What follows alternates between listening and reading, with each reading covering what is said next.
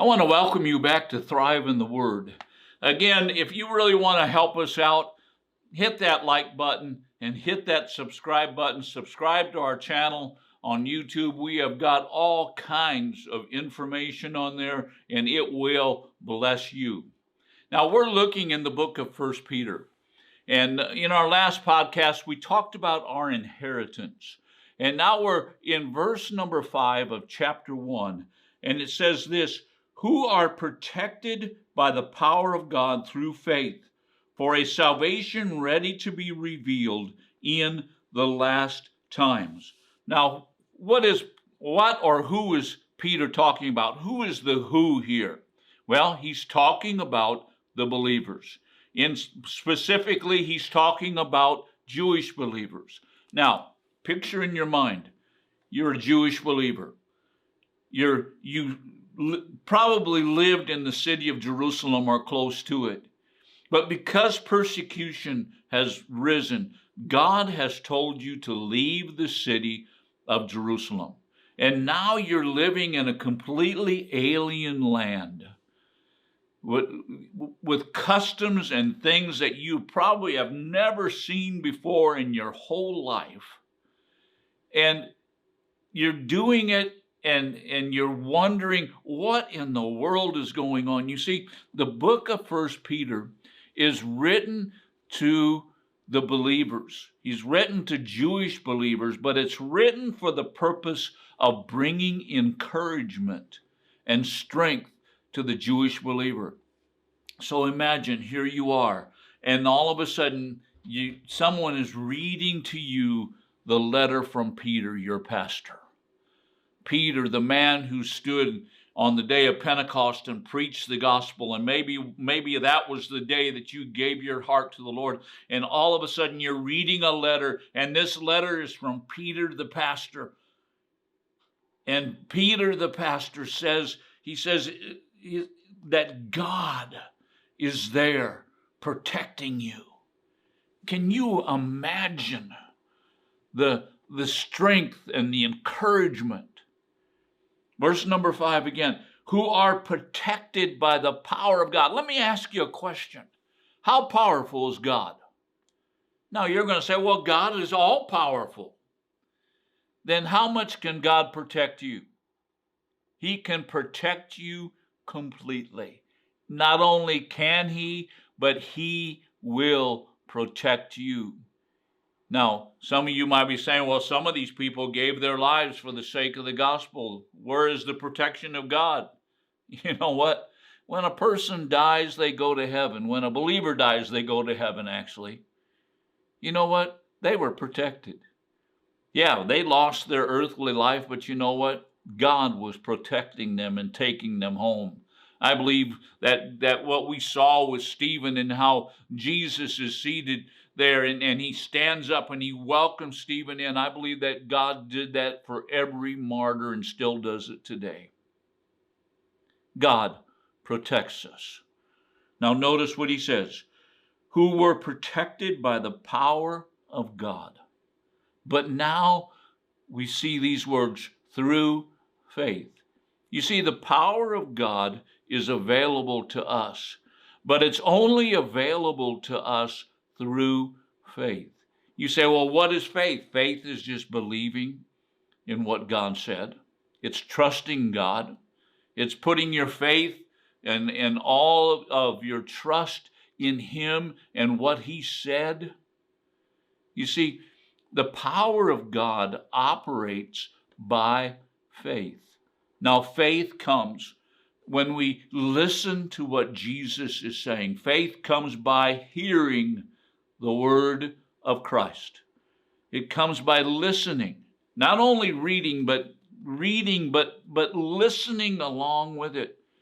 And you see, what happens is the power of God is attached to faith. So Peter here is writing, and he's encouraging these believers, but what is he encouraging them to do? He is encouraging them to stay in faith, to keep believing, because there's protection in faith.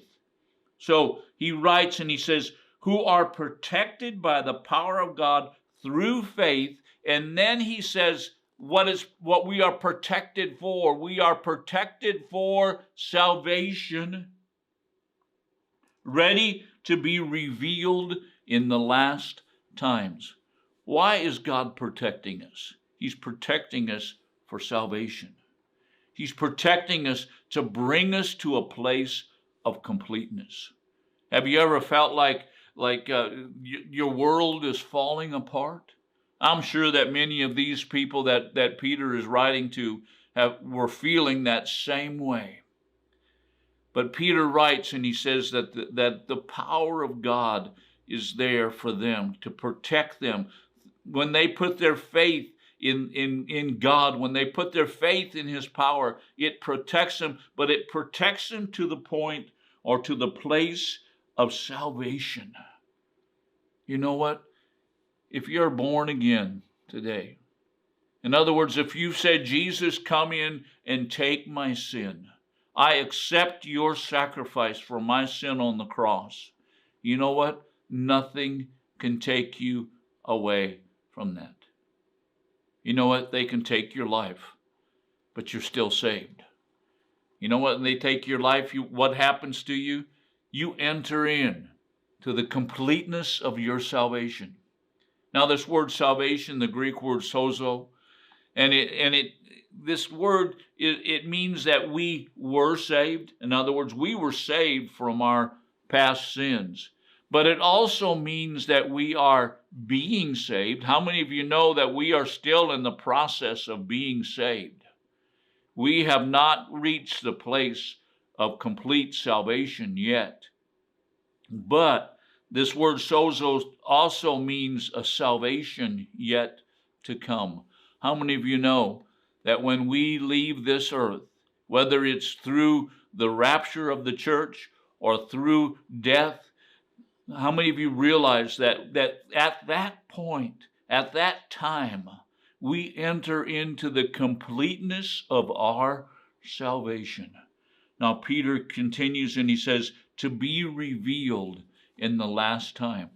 Do you know what? In the last days, our salvation is going to be completely revealed.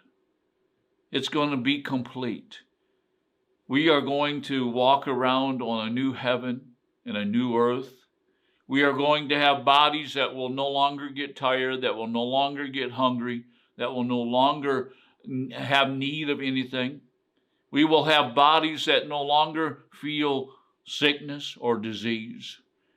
And you see, God is standing and he's watching over us. And he's using his power to protect us until we come to the place that we are completely saved. Completely saved. Now you say, well, how do I get there? You get there by putting your faith in the Lord Jesus Christ. You say, Jesus, I trust in you. I trust that you took my sin on the cross. Today, if you've never prayed that prayer, I want to encourage you to pray that prayer and just basically say, Jesus, I trust you. I trust that you've taken my sin. I turn my life over to you. I now depend upon you for my salvation.